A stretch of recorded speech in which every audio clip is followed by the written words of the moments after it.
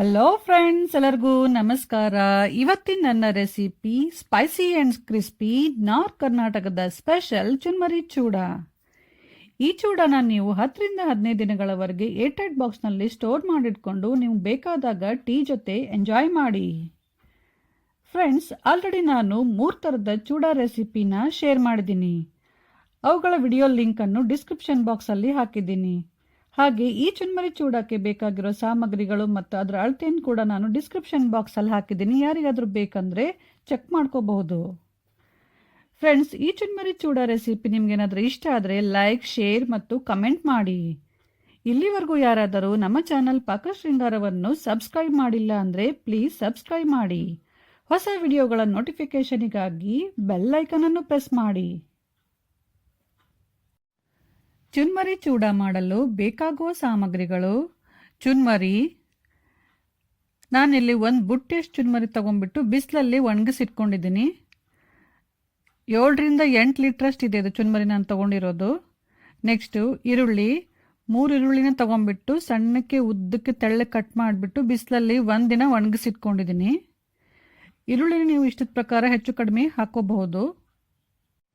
ನಂತರ ಬೆಳ್ಳುಳ್ಳಿ. 2 ಬೆಳ್ಳುಳ್ಳಿನ ಸಿಪ್ಪೆ ಬಿಡಿಸಿಟ್ಕೊಂಡಿದ್ದೀನಿ.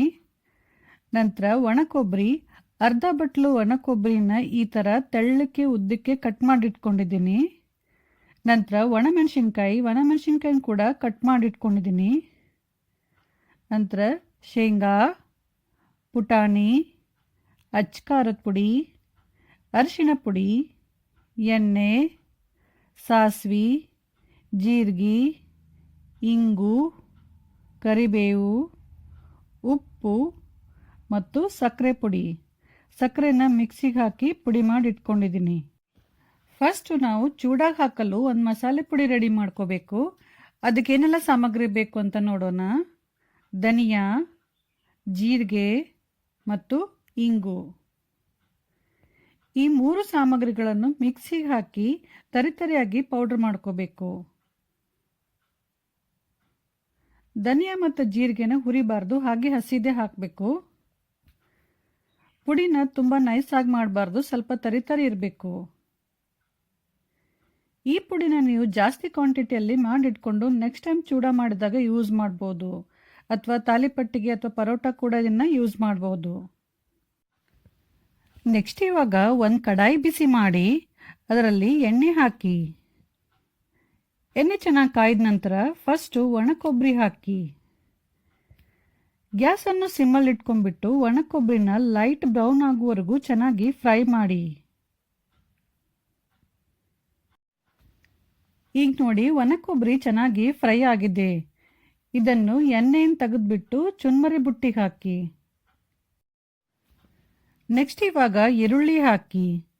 ಈರುಳ್ಳಿನೂ ಕೂಡ ಲೈಟ್ ಬ್ರೌನ್ ಆಗುವವರೆಗೂ ಫ್ರೈ ಮಾಡಿ. ಗ್ಯಾಸನ್ನು ಸಿಮ್ಮಲ್ಲಿ ಇಟ್ಕೊಂಡ್ಬಿಟ್ಟು ಈರುಳ್ಳಿ ಚೆನ್ನಾಗಿ ಕ್ರಿಸ್ಪ್ ಆಗುವವರೆಗೂ ಫ್ರೈ ಮಾಡಿ. ಈರುಳ್ಳಿ ಚೆನ್ನಾಗಿ ಫ್ರೈ ಆದಮೇಲೆ ಅದನ್ನು ಕೂಡ ಚುನ್ಮರಿ ಬುಟ್ಟಿಗೆ ಹಾಕಿ.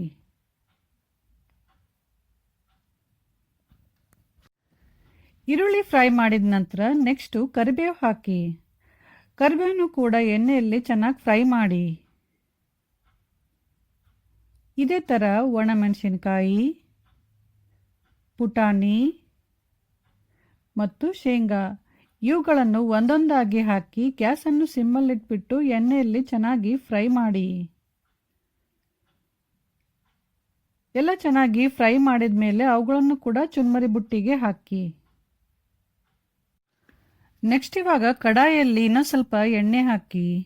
ಎಣ್ಣೆ ಚೆನ್ನಾಗಿ ಬಿಸಿ ಆದ ನಂತರ ಅದರಲ್ಲಿ ಸಾಸಿವೆ ಹಾಕಿ. ಸಾಸಿವೆ ಸ್ವಲ್ಪ ಸಿಡಿದ ನಂತರ ಜೀರಿಗೆ ಹಾಕಿ. ಆಮೇಲೆ ಬೆಳ್ಳುಳ್ಳಿನ ಸ್ವಲ್ಪ ಜಜ್ಜಿಬಿಟ್ಟು ಹಾಕಿ. ಗ್ಯಾಸನ್ನು ಸಿಮ್ಮಲ್ಲಿಟ್ಬಿಟ್ಟು ಬೆಳ್ಳುಳ್ಳಿನ ಚೆನ್ನಾಗಿ ಫ್ರೈ ಮಾಡಿ. ಬೆಳ್ಳುಳ್ಳಿ ಗೋಲ್ಡನ್ ಬ್ರೌನ್ ಮತ್ತು ಕ್ರಿಸ್ಪ್ ಆಗುವವರೆಗೂ ಕೈ ಬಿಡದೆ ಚೆನ್ನಾಗಿ ಫ್ರೈ ಮಾಡಿ.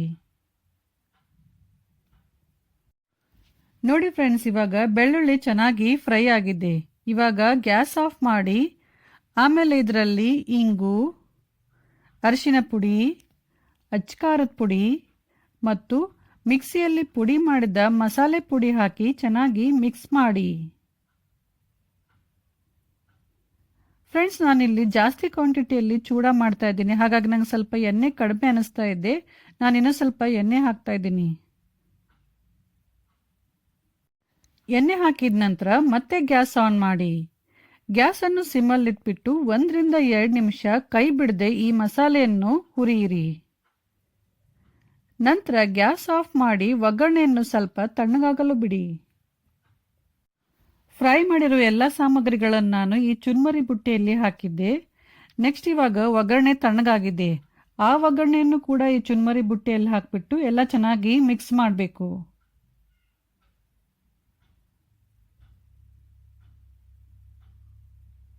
ನಂತರ ರುಚಿಗೆ ತಕ್ಕಷ್ಟು ಉಪ್ಪು ಮತ್ತು ಸಕ್ಕರೆ ಪುಡಿ ಹಾಕಿ ಮತ್ತೆ ಚೆನ್ನಾಗಿ ಮಿಕ್ಸ್ ಮಾಡಬೇಕು.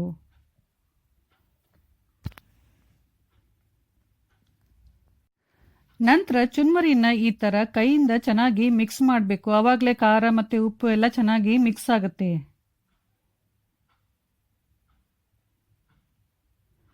ಎಲ್ಲ ಚೆನ್ನಾಗಿ ಮಿಕ್ಸ್ ಮಾಡಿದ ಮೇಲೆ ಚೂಡಾನ ಒಂದು ಸ್ವಲ್ಪ ಟೇಸ್ಟ್ ಮಾಡಿ ನೋಡಿ. ಉಪ್ಪೇನಾದರೂ ಕಡಿಮೆ ಅನಿಸ್ತಾ ಇದ್ರೆ ಹಾಕಿಬಿಟ್ಟು ಮತ್ತೆ ಚೆನ್ನಾಗಿ ಮಿಕ್ಸ್ ಮಾಡಿ.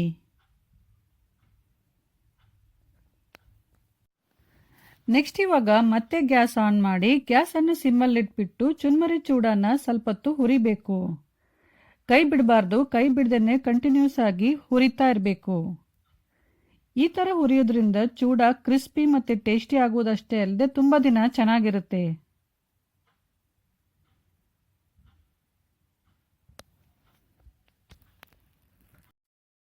ಫ್ರೆಂಡ್ಸ್, ನಾನಿವಾಗ ಹುರಿತಾ ಇದ್ದು 4 ನಿಮಿಷ ಆಗಿದೆ.